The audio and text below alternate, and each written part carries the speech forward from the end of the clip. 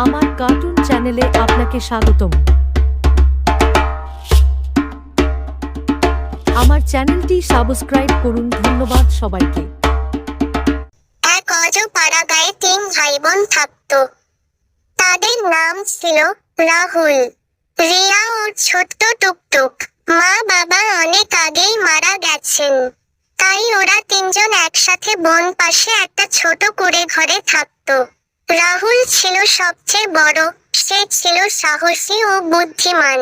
রিয়া ছিল মেধাবী ও চুপচাপ। আর টুকটুক, সে তো ছিল দুষ্টু আর খুব কৌতূহলী। ওদের গায়ের এক প্রান্তে ছিল একটা ভয়ঙ্কর বন। সেই বনে বাস করত এক রাক্ষসী বুড়ি। সকলে বলতো, সেই বুড়ি রাত হলে গ্রামে এসে বাচ্চা ধরে নিয়ে যায়। গ্রামের সবাই বুড়ির ভয়ে সন্ধ্যার পর ঘর থেকে বের হতো না। কিন্তু একদিন টুকটুকের মনে হলো, এই বুড়ি কি সত্যিই আছে, নাকি সবাই ভয় দেখায়? সে ভাবলো, একবার দেখি না ওই বনের ধার ঘেঁষে গেলে কি হয়। এক রহস্যময় সন্ধ্যা সেদিন বিকেলে রাহুল আর রিয়া ঘরে কাজ করছিল। টুকটুক চুপি চুপি দরজা খুলে বেরিয়ে পড়ল বনের দিকে। সে হাঁটতে হাঁটতে পৌঁছে গেল বনের ভেতর। বনে ঢুকতেই সে শুনতে পেল একটা গম্ভীর আওয়াজ, কেউ এলে রে? কে আমার বন ঘাটাচ্ছে? টুকটুক ভয়ে কাঁপতে লাগলো। হঠাৎ করে তার সামনে হাজির হলো এক বিশাল বুড়ি। চুল সাদা, দাঁত বড় বড়, চোখ জলজলে লাল। সে তো এক রাক্ষসী বুড়ি। টুকটুক কাঁপতে কাঁপতে বলল, আমি আমি ভুল করে চলে এসেছি বুড়িমা, ক্ষমা করে দিন। রাক্ষসী বুড়ি হেসে উঠল, হে হে হে, এত সুন্দর বাচ্চা, আমি তোমায় এখনই খেয়ে ফেলবো। বুদ্ধি করে বাঁচা। ঠিক তখনই টুকটুকের মাথায় বুদ্ধি খেলে গেল। সে বলল, না না বুড়িমা, আমাকে এখন খাবেন না। আমি আপনাকে প্রতিদিন একটা বাচ্চা এনে দেব। আজ যদি আমায় ছেড়ে দেন, কাল থেকে প্রতিদিন আপনার জন্য এক একটা করে সুস্বাদু বাচ্চা আনবো। রাক্ষসী বুড়ি চমকে গেল। সে বলল, সত্যি বলছো? টুকটুক বলল, হ্যাঁ হ্যাঁ, তবে আমাকে যেতে হবে, না হলে কাল কাউকে আনতে পারবো না।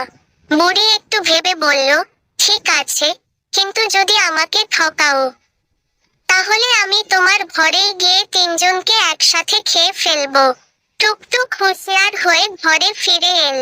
সে তখন রাহুল আর রিয়াকে সব খুলে বলল। রাহুল রেগে বলল, তুই পাগল নাকি? ওর সাথে এমন কথা বললি?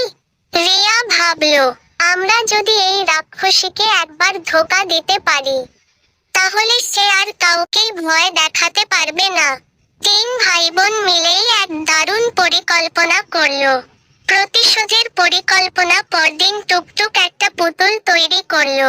সেই পুতুলের গায়ে মধু মাখিয়ে দিল, আর তার উপর ছোট ছোট কাঁটা বুঝে দিল, যেন বাইরে থেকে বোঝা না যায়। টুকটুক সেই পুতুলকে একটি বস্তায় ভরে রাক্ষসী বুড়ির কাছে নিয়ে গেল। এই নিন বুড়িমা, আজকের জন্য খুবই সুস্বাদু বাচ্চা এনেছি। একটু চুপচাপ আছে, তবে খেলে খুব মজা পাবেন। রাক্ষসী বুড়ি আনন্দে বলল, হে হে হে, বাহ, তুমি তো কথা রাখলে। সে বস্তা খুলেই সেই পুতুল মুখে পুরে ফেলল। আউ! বুড়ির মুখ কেটে গেল, দাঁত ভেঙে গেল, মধুতে পোকা ঢুকে গেল চোখে মুখে। সে চিৎকার করতে করতে জঙ্গলে লাফাতে লাগলো। তোমরা আমায় ঠকালে, আমি ফিরে আসব। রাক্ষসী বুড়ির শেষ পরিণতি। পরদিন সকালে পুরো গ্রামে খবর ছড়িয়ে পড়ল। সবাই জানতে পারল যে ৩ ভাইবোন একসাথে রাক্ষসী বুড়িকে জব্দ করেছে। সবাই ওদের বাহবা দিল। তবে বুড়ি কিন্তু ফিরে এসেছিল। কিন্তু এইবার ওদের গ্রামে সবাই মিলে মশাল, বাঁশ, আগুন আর ঢোল নিয়ে তৈরি ছিল। যেই বুড়ি এসে হাজির, গ্রামবাসীরা একযোগে হামলা করল। রাক্ষসী বুড়ি এমন মার খেল যে সে আর কোনোদিন ফিরে এল না।